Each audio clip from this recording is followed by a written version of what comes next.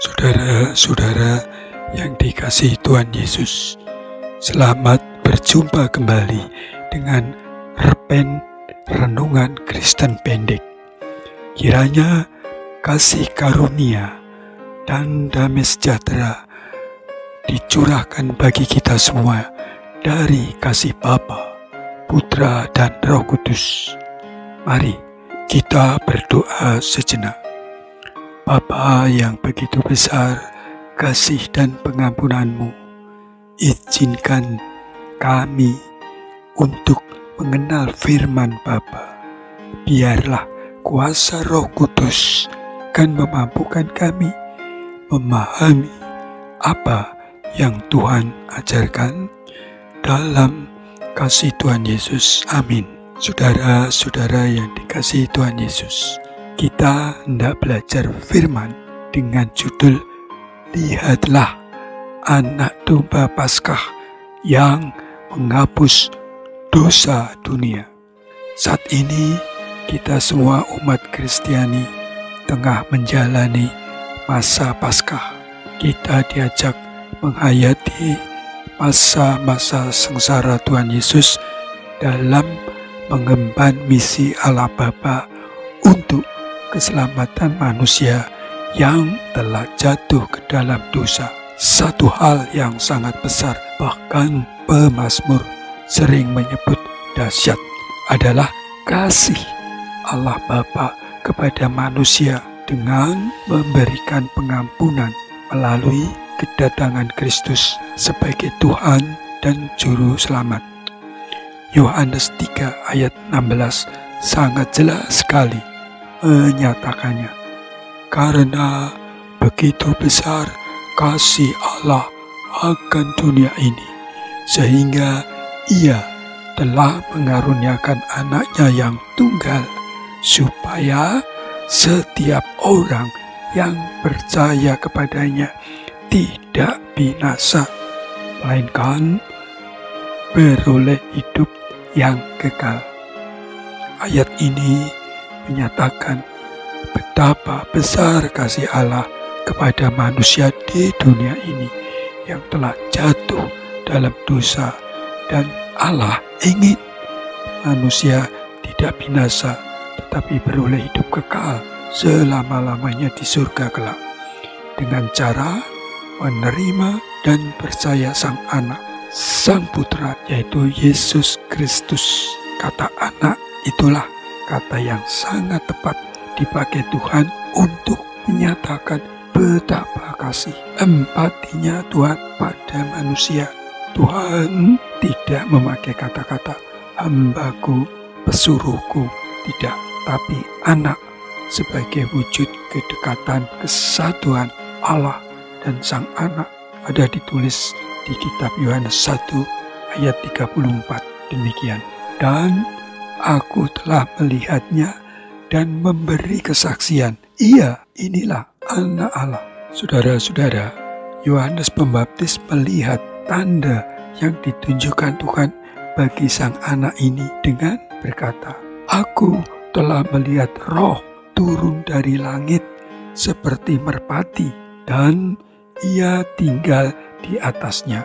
Yohanes 1 ayat 32. Sekalipun ada orang yang meragukan sebutan anak Allah itu, namun sejatinya Tuhan sendiri yang mengatakannya dari surga ketika Yesus Kristus Sang Anak itu dibaptis oleh Yohanes Pembaptis.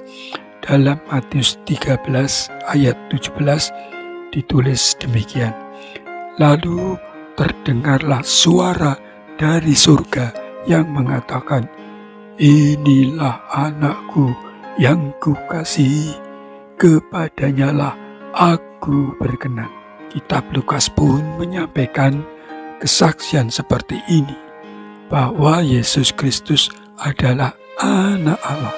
Yohanes Pembaptis dengan jelas mengatakan, ketika Yesus datang untuk minta dibaptis, kata Yohanes, Lihatlah Anak Domba Allah yang menghapus dosa dunia. Yohanes 1 ayat 29 dan ayat 36. Paulus juga mengatakan dalam 1 Korintus 5 ayat 7 mengatakan, sebab anak domba Paskah kita juga telah disembelih, yaitu Kristus. Ya, Yesus Kristus adalah anak domba Allah dan sekaligus domba Paskah yang disembelih, dikorbankan untuk penebusan dosa manusia. Kita bisa menengok ke belakang pada kitab Perjanjian Lama. Tuhan telah membuat peraturan agar terjadi pembebasan dari perbudakan kejam oleh orang Mesir.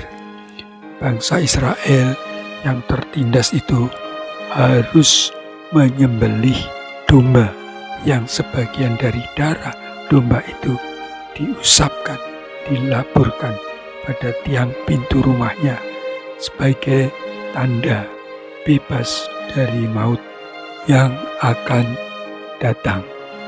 Hanya rumah-rumah yang tidak ada tanda usapan darah anak sulung di rumah tersebut diambil nyawanya, bahkan termasuk anak sulung hewan peliharaan. Hal ini tertulis dalam kitab Keluaran pasal 12. Antara lain ditulis demikian, kemudian dari darahnya haruslah diambil sedikit dan dibubuhkan pada kedua tiang pintu dan pada ambang atas pada rumah-rumah di mana orang memakannya. Keluaran 12 ayat 7, dan ditulis pula begini, dan darah itu menjadi tanda bagimu pada rumah-rumah di mana kamu tinggal. Apabila aku melihat darah itu, maka aku akan lewat daripada kamu. Jadi tidak akan ada tulah kemusnahan di tengah-tengah kamu. Keluaran 12 ayat 12. Saudara-saudara, peristiwa ini yang merupakan Pesah atau Paskah, artinya melewati, dan ini menjadi awal tahun yang baru bagi bangsa Israel, serta dirayakan turun-temurun hingga saat ini oleh penganut agama Yahudi. Sementara bagi orang-orang Kristiani, peristiwa ini ditandai sebagai Paskah, yaitu menghayati masa sengsara dan penderitaan Yesus hingga disalib. Seperti kata Yohanes Pembaptis dan Paulus, Yesus Kristus adalah anak domba Allah sebagai domba Paskah. Pada masa Perjanjian Lama, orang Israel dibebaskan dari malaikat maut, dari tulah kemusnahan ketika rumahnya dibubuhi darah domba yang disembelih. Itu merupakan lambang keselamatan orang-orang Israel dari penindasan Mesir dan keluar dari perbudakan Mesir. Sedangkan pada masa Perjanjian Baru, Kristus sebagai domba Allah, sebagai anak domba Allah, sebagai domba Paskah adalah lambang keselamatan sejati bagi manusia, lambang pembebasan manusia dari penindasan dosa.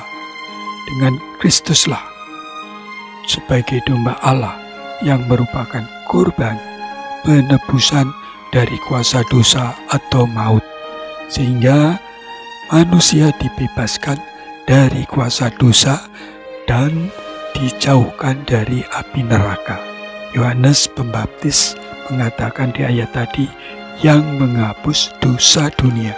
Artinya, semua orang yang menerima dan percaya kepada Kristus sebagai Tuhan dan Juru Selamat, hidupnya akan sampai kepada kekekalan di surga nanti. Saudara-saudara yang dikasihi Tuhan, dosa-dosa kita telah dihapus oleh darah anak domba Allah, oleh anak Allah sendiri yang nyata dalam diri keberadaan pribadi Yesus Kristus. Mari kita terus menguatkan diri akan iman kita di masa Paskah ini melalui kegiatan rohani, peribadahan di gereja masing-masing, dan berbagi kasih kepada sesama melalui apa yang bisa kita lakukan. Misalnya, berbagi rezeki, mendoakan, menghibur, menolong, menguatkan, dan sebagainya. Tuhan yang makasih dan penuh belas kasih telah beri Tuhan Yesus serta penyertaan Roh Kudus yang akan menyertai kita semua oleh darah Anak Domba Allah, oleh darah Domba Paskah. Kita diselamatkan dari maut. Di Perjanjian Baru kita dibebaskan dari kutuk dosa, dari kuasa dosa, mempunyai keselamatan yang kekal. Tuhan menyertai kita semuanya. Amin.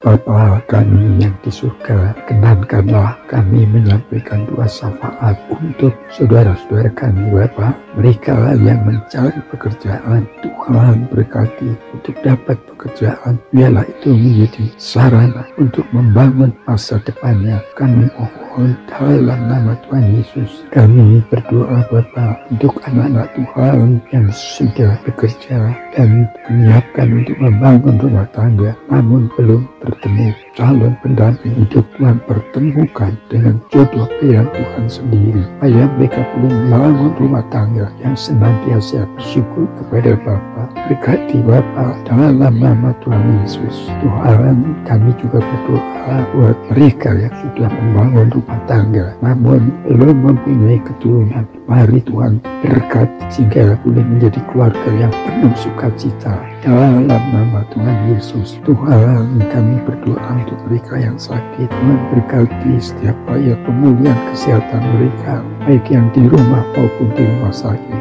Tolonglah Tuhan, tenaga kesehatan yang ikut merawatnya menjadi Allah Tuhan untuk memberikan kesembuhan. Terutama kami berdoa untuk mereka yang masih mengalami penderitaan akibat pandemi. Mari Tuhan berkati mereka kembali sehat lepas dari masa isolasi. Berkati upaya vaksinasi agar boleh terus berjalan merata. Bapa, kami berdoa untuk mereka yang juga mengalami kesulitan masa pandemi ini, kehilangan pekerjaan, bisnis mereka bangkrut, terlebih mereka yang dengan modal pas-pasan. Mari Tuhan pulihkan untuk mereka bisa dapat pekerjaan kembali, bisa berusaha kembali. Juga Tuhan berkati Bapa agar normal kembali dalam nama Tuhan Yesus. Tuhan berkati mereka yang undur imannya, kuatkan mereka, bangkitkan, mendekat, menolong mereka. Kami percaya dalam nama Tuhan Yesus. Pulihkanlah mereka yang mengalami pergumulan rumah tangga, pergumulan keuangan, pergumulan relasi dengan orang lain. Mari Tuhan rawat, Tuhan berkati, ulurkan tangan pertolongan Tuhan sehingga mereka boleh bersukacita dalam nama Tuhan Yesus. Amin.